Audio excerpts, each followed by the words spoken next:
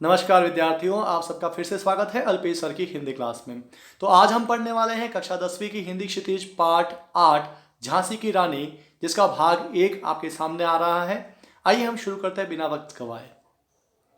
सिंहासन हिल उठे राजवंशों ने भ्रिकुटी तानी थी, बूढ़े भारत में भी आई फिर से नई जवानी थी। गुमी हुई आजादी की कीमत सबने पहचानी थी, दूर फिरंगी को करने की सबने मन में ठानी थी।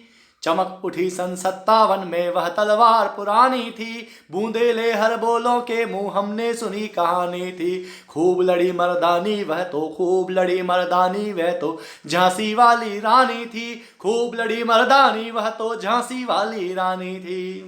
तो ये हमारा पहला भाग है। इसमें हम देखते हैं कि झांसी वाली रानी का जो 1857 की जो क्रांति हुई थी, उस क्रांति में उनका क्या रोल रहा उसको अपन देखते हैं। तो आइए इस प्रकार से। सिंहासन हिल उठे राजवंशों ने भ्रिकुटी तानी थी। तो सिंहासन, वैसे सिंहासन पर राजा बैठते हैं, लेकिन ये जिस दौर की बात कर रहे हैं उस समय जो सत्ता थी वो ईस्ट इंडिया कंपनी के हाथ में थी और अंग्रेजों के सिंहासन थे। तो सिंहासन हिल उठे, ऐसा कहने का मतलब ये है कि अंग्रेजों की जो सत्ता थी वो हिल गई, वो कांप गए, उनकी जड़ें हिल गई भारत में। कब हिल गई उनकी ये जड़ें भारत में? तो सिंहासन हिल उठे जब राजवंशों ने भ्रिकुटी तानी थी। राजवंश मतलब जो हमारे यहाँ देश में पहले से जो लोग शासन करते आए थे, वो हमारे यहाँ पहले प्रजातंत्र नहीं होकर के और राजतंत्र था, राजाओं का शासन हुआ करता था। तो राजवंश जिसमें इधर राजपूतों का वंश हो सकता है, मराठे हो सकते हैं, बूंदेले हो सकते हैं, ये सभी राजवंश थे। और साथ ही साथ उस समय मुगल भी यहाँ पर भारत में जम चुके थे, तो जो नवाब थे वे भी इसके अंतर्गत आएंगे। तो राजवंश में तत्कालीन जो रियासतें थी उन सब के राजा लोग, उन सब ने मिलकर के भ्रिकुटी तानी थी, मतलब अपना गुस्सा दिखाया था, आक्रोश जताया था। किसके खिलाफ? तो ईस्ट इंडिया कंपनी का जो दमन चल रहा था, या उनकी जो लूट मची थी, या भारतीयों पर उनके जो अत्याचार थे, उसके खिलाफ राजवंशों ने भ्रिकुटी तानी। और उन्होंने भ्रिकुटी तानी अर्थात क्रोध दिखाया, आक्रोश दिखाया, अपना गुस्सा दिखाया। तो सिंहासन हिल उठे, अंग्रेजों के सिंहासन हिल उठे, उनकी सत्ता थी वो पूरी हिल गई। और तब ऐसा लगा जैसे बूढ़े भारत में भी आई फिर से नई जवानी थी। भारत जो ऐसा लगता था कि बूढ़ा हो चुका है, जैसे बूढ़ा व्यक्ति होता है ना, उसमें उसके ऊपर कितना भी अत्याचार हो जाए उसमें प्रतिरोध करने की क्षमता नहीं होती। वो थका होता है, हारा होता है, कितना भी दुखी हो, लेकिन वो उसका विरोध नहीं कर सकता, बदला नहीं ले सकता। तो भारत की स्थिति उस समय लगातार चल रहे दमन चक्र के कारण ऐसी हो गई थी। भूखमरी फैल रही थी हमारे यहाँ देश में, बेरोजगारी फैल रही थी, बीमारियां फैल रही थी, अत्याचार बढ़ रहे थे। तो इनके चलते भारत की दशा कैसी हो गई थी? किसी बूढ़े के जैसी हो गई थी। और यह जो 1857 की क्रांति हुई ना, उस क्रांति ने सबकी नसों में जो है वो खून को दौड़ा दिया। तो ऐसा लगा जैसे बूढ़ा भारत फिर से जवान हो गया हो। और आप जानते हैं कि उस समय हमारा जो पूरा देश था वो अंग्रेजों के अधीन हो चुका था। अधिकांश हिस्सा भारत का अंग्रेजों ने अपने हिस्से में कब्जे में कर रखा था।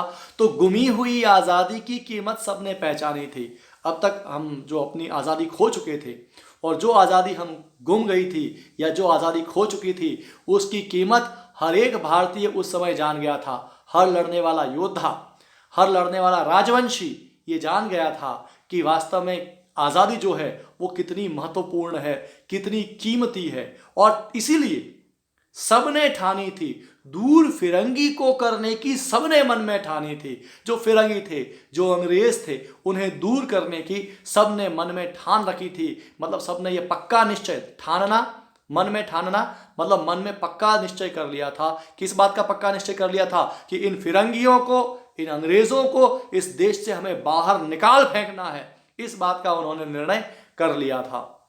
और ये कब की बात है? चमक उठी सन 57 में वह तलवार पुरानी थी। इस सारी क्रांति के परिप्रेक्ष्य में हम बात करेंगे किसकी? तो झांसी की रानी की बात करेंगे कि जो झांसी की तलवार थी, बहुत पुरानी तलवार। पुरानी से मतलब यहाँ जंग खाई हुई नहीं समझे, पुरानी से मतलब यहाँ बेकार नहीं समझे, पुरानी मतलब यहाँ समझा जाएगा जहाँ शौर्य की परंपरा पहले से चली आ रही है, जो पुश्तैनी तलवार होती है, जो किसी राजवंश का गौरव का विषय होती है, वह तलवार जो झांसी की राजसी तलवार थी। इसके लिए यहाँ कहा गया कि जो तलवार पुरानी थी अर्थात प्राचीन तलवार थी, झांसी के राजसी वैभव की प्रतीक जो तलवार थी वह चमक उठी, सन 57 में चमक उठी। किसने चमकाई थी उस तलवार को? तो झांसी वाली रानी ने, जिसका नाम था लक्ष्मीबाई। तो लक्ष्मीबाई झांसी की रानी के रूप में प्रसिद्ध थी। उन्होंने अंग्रेजों का विरोध किया। क्यों किया? क्योंकि अंग्रेजों ने झांसी पर जबरन गैर कानूनी तरीके से कब्जा कर लिया था, तो इसलिए उन्होंने विरोध किया, उनका विद्रोह किया, उनसे लोहा लिया। तो चमक उठी सन 57 में। सन 57 की बात है, सन 57 में चमक उठी। क्या चमक उठी? वह तलवार जो किसकी थी? झांसी की रानी थी। जो कैसी थी? जो प्राचीन तलवार थी वह चमक उठी थी। और उसके बारे में ये सारा वृत्तांत हमने किससे जाना है? तो बूंदेले हर बोलों के मुंह हमने सुनी कहानी थी, कि वो झांसी की जो रानी थी ना, उसके बारे में, उसकी कहानी, उसकी वीरता की कहानी हमने सुनी। किससे सुनी? तो बूंदेले हरबोलों के मुंह से सुनी। बूंदेले मतलब बुंदेलखंड के, हरबोले मतलब चारण, जो उस समय के राजवंशों की राजगाथाएं या कथाएं गाते थे, वे बूंदेले हरबोले कहलाते थे। तो उनके मुंह से, बुंदेलखंड के चारणों के माध्यम से हमने कहानी सुनी थी। किसकी कहानी सुनी थी? तो झांसी की रानी की कहानी सुनी थी, उसके शौर्य की कहानी सुनी थी। और हमने जाना कि वो खूब लड़ी। और कैसे लड़ी? मर्द की भांति लड़ी, इसलिए मर्दानी शब्द का प्रयोग यहां पर किया गया। तो खूब लड़ने वाली वह मर्दानी कोई और नहीं, कौन थी? तो झांसी वाली रानी थी।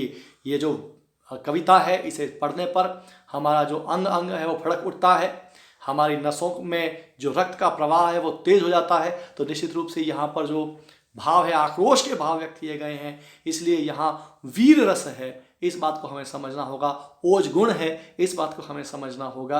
और इसमें ओज गुण के साथ एक और विशेषता है, प्रसाद गुण भी है, क्योंकि बहुत भाषा सरल और सहज है। जितनी सरल है, एक बार पढ़ते ही हमें इसका अर्थ आराम से समझ में आ जाता है। तो ये बहुत सुंदर कविता जो प्रस्तुत की गई, यह प्रस्तुति थी सुभद्रा कुमारी चौहान की, जो अल्पेश कुमार जैन के द्वारा आपकी सेवा में प्रस्तुत की गई। इसकी व्याख्या अगर आपको पसंद आई हो, ये वीडियो आपको अच्छा लगा हो, तो आप इसे लाइक करें, शेयर करें और हाँ, सब्सक्राइब करना बिल्कुल ना भूलें। Thank you.